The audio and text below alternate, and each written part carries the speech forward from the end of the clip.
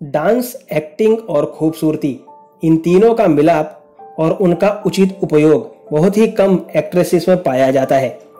वैजयंती माला एक ऐसी अदाकारा हैं जिन्होंने इनका बखूबी उपयोग किया और इसी के दम पर एक शानदार करियर बनाया, लेकिन आज वे जी रही हैं अकेली। आइए मैं आज आपको रूबरू करवाता हूं वैजयंती माला के जीवन के कुछ अनछुए पहलुओं से। वैजयंती माला का जन्म अगस्त 1936 को चेन्नई में रहने वाले एक आयंगर ब्राह्मण परिवार में हुआ था। इनके पिता का नाम एम.डी. रामन और मां का नाम वसुंधरा देवी था। इनकी मां भी अपने जमाने की दिग्गज अदाकारा और नृत्यांगना रह चुकी हैं। 40 के दशक में तमिल फिल्म इंडस्ट्री में वैजयंती की मां वसुंधरा देवी का बड़ा नाम था। चूंकि मां एक प्रख्यात अभिनेत्री थी और अक्सर व्यस्त रहती थी, तो वैजयंती की परवरिश उनकी नानी यादुगिरी देवी ने की थी। नानी ने वैजयंती को छोटी उम्र से डिसिप्लिन से जीवन जीना सिखाया था। नानी चाहती थी कि वैजयंती को अच्छी तरह से नृत्य सिखाया जाए। वैजयंती की कमर सीधी रहे, इसलिए उनकी नानी उन्हें अक्सर बिस्तर की जगह हमेशा एक चटाई पर सुलाया करती थी। छोटी उम्र से ही वैजयंती की नृत्य शिक्षा शुरू कर दी गई थी। स्कूली पढ़ाई के साथ साथ वैजयंती भरतनाट्यम की शिक्षा भी ले रही थी। वैजयंती महज 4 साल की ही थी जब साल 1940 में उनके माता पिता के साथ वे इटली गई थी, जहां सर्वोच्च ईसाई धर्मगुरु पोप के सामने उन्होंने भरतनाट्यम का एक प्रस्तुति दी थी। 15 साल की उम्र तक वैजयंती भरतनाट्यम में पारंगत हो चुकी थी। भरतनाट्यम के अलावा कर्नाटकी संगीत में भी वैजयंती ने दक्षता हासिल की थी। इसी उम्र में ही वैजयंती को फिल्मों में काम करने का पहला ऑफर भी आया था। वैजयंती के मामा वाई.जे. पार्थसामी भी फिल्मों से जुड़े थे। वे न केवल की एक लेखक भी थे। यही वजह है कि तमिल फिल्मी शख्सियतों का वैजयंती के घर आना जाना लगा रहता था। अपने नृत्य कौशल से 15 साल की उम्र तक वैजयंती तमिलनाडु में बढ़िया नाम कर चुकी थी। इसलिए उस दौर के दिग्गज तमिल डायरेक्टर एम.वी. रामन ने वैजयंती को अपनी फिल्म वाजकई में काम करने का ऑफर दिया, लेकिन उनकी नानी ने इनके फिल्मों में काम करने पर सख्त ऐतराज जताया। उन्हें फिक्र थी कि अगर वैजयंती फिल्मों में काम करने लगी तो उनका नृत्य और पढ़ाई छूट जाएंगे। मगर जब डायरेक्टर एम.वी. रामन ने नानी को भरोसा दिलाया कि वो फिल्मों में काम करने से वैजयंती की पढ़ाई नहीं छूटेगी और डांस के चलते उनकी लोकप्रियता चौगुनी हो जाएगी, तो नानी ने वैजयंती को फिल्म साइन करने की छूट दे दी। इस तरह साल 1949 में वाजकई फिल्म से वैजयंती का फिल्मी सफर शुरू हो गया।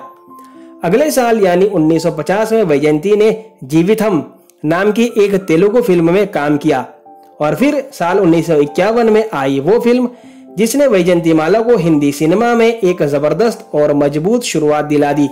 ये फिल्म थी बहार और ये वैजयंती माला की पहली फिल्म वाजकई का ही हिंदी रीमेक थी। बहार से मिली सफलता के बाद वैजयंती ने अपना ध्यान हिंदी फिल्मों की तरफ लगाया। हालांकि वो दक्षिण भारतीय फिल्मों में भी बराबर काम कर रही थी, लेकिन वैजयंती को ये एहसास हो चुका था कि हिंदी फिल्मों के जरिए वे एक बड़ी ऑडियंस के बीच खुद को स्थापित कर सकेंगी। इसी का नतीजा रहा कि साल 1954 में आई वैजयंती की फिल्म नागिन ने सफलता की एक नई इबारत लिख दी। यह फिल्म उस जमाने की बहुत बड़ी हिट साबित हुई। हिंदी सिनेमा में सफलता हासिल करने के लिए वैजयंती ने हिंदी लिखना और बोलना सीखने की काफी मेहनत की थी। दरअसल वैजयंती चाहती थी कि हिंदी फिल्मों में अपने डायलॉग्स वे खुद बोलें। नागिन फिल्म को मिली जबरदस्त कामयाबी ने वैजयंती की यह मेहनत पूरी तरह से वसूल करा दी। इसके बाद तो वैजयंती माला ने एक से बढ़कर एक हिंदी फिल्मों में काम किया। हिंदी फिल्मों में हर बड़े स्टार के साथ सिल्वर स्क्रीन शेयर की। दिलीप कुमार और राज कपूर जैसे सितारों के संग इनकी जोड़ी खूब पसंद की गई। दोनों के साथ ही इनके अफेयर की खबरें भी खूब उड़ी। लेकिन सालों बाद अपनी किताब बॉन्डिंग अ मेमोयर के जरिए वैजयंती माला ने इन खबरों को कोरी बकवास और मीडिया का पब्लिसिटी स्टंट बताया। न केवल एक्टिंग बल्कि डांस के जरिए भी लोगों का दिल जीत रही थी और केवल शास्त्रीय नृत्य ही नहीं, वेस्टर्न डांस में भी वैजयंती बेहद माहिर थी। साल 1957 में आई फिल्म आशा में उन्होंने वेस्टर्न डांस करके लोगों को चौंका दिया था। इस फिल्म में किशोर कुमार संग इनकी कॉमिक केमिस्ट्री भी दर्शकों को बड़ी पसंद आई थी। वैजयंती माला के करियर में 1955 में आई देवदास फिल्म का बड़ा ही महत्व है, क्योंकि इस फिल्म से लोगों को पता चला कि वैजयंती न केवल एक बढ़िया नृत्यांगना है बल्कि एक उम्दा अदाकारा है। इस फिल्म में दिलीप कुमार देवदास बने थे और वैजयंती माला ने चंद्रमुखी का किरदार निभाया था। चंद्रमुखी के किरदार को खूबसूरती से निभाने के लिए वैजयंती माला को फिल्म फेयर का बेस्ट सपोर्टिंग एक्ट्रेस का अवार्ड दिया गया था, लेकिन वैजयंती ने यह कहकर वो अवार्ड ठुकरा दिया था कि देवदास की जिंदगी में चंद्रमुखी की बड़ी अहमियत है, वो कोई सपोर्टिंग किरदार नहीं है, मैं बेस्ट एक्ट्रेस के अवार्ड को ही स्वीकार करूंगी। वैजयंती को मिली अवार्ड्स की बात करें तो साल 1961 में आई फिल्म गंगा जमुना और 68 में आई फिल्म संघर्ष के लिए Bengali film journalist association award दिया गया था। फिल्म गंगा जमुना के लिए ही वैजयंती को फिल्म फेयर अवार्ड भी मिला था। इसके अलावा साधना और संगम के लिए भी वैजयंती माला ने फिल्म फेयर अवार्ड्स अपने नाम किए थे। साल 1996 में फिल्म फेयर ने ही वैजयंती को लाइफ टाइम अचीवमेंट अवार्ड भी दिया था। साल 1982 में वैजयंती को संगीत नाटक एकेडमी अवार्ड भी दिया गया था। साल 1968 में भारत सरकार ने भी वैजयंती को पद्मश्री पुरस्कार से सम्मानित किया था। वैजयंती माला की निजी जिंदगी की बात करें तो उन्होंने डॉक्टर चमनलाल बाली से शादी की थी। चमनलाल बाली राज कपूर के पर्सनल फिजिशियन थे और पहले से शादीशुदा थे। पहली शादी से उनके 3 बेटे भी थे। वैजयंती माला और चमनलाल की मुलाकात का किस्सा भी बड़ा दिलचस्प है। एक दफा वैजयंती कश्मीर में डल झील पर किसी फिल्म की शूटिंग कर रही थी।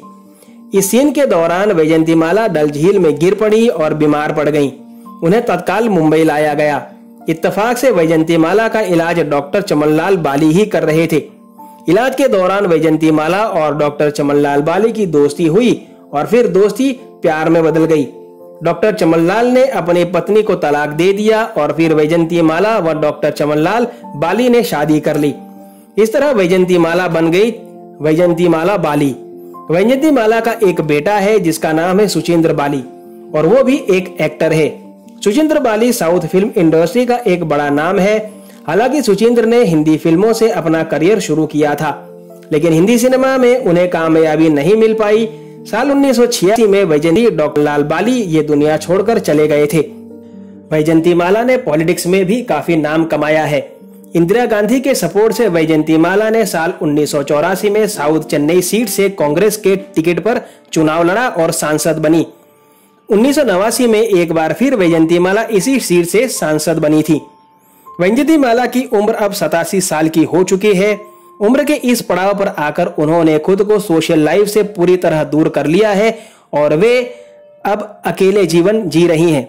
वैजयंती माला के इकलौते बेटे सुचिंद्र ने शादी कर ली है। आज के एपिसोड की जानकारी आपको कैसी लगी मुझे कमेंट बॉक्स में जरूर बताइएगा। आपसे मुलाकात होगी जल्द। तब तक अपना ख्याल रखें। धन्यवाद।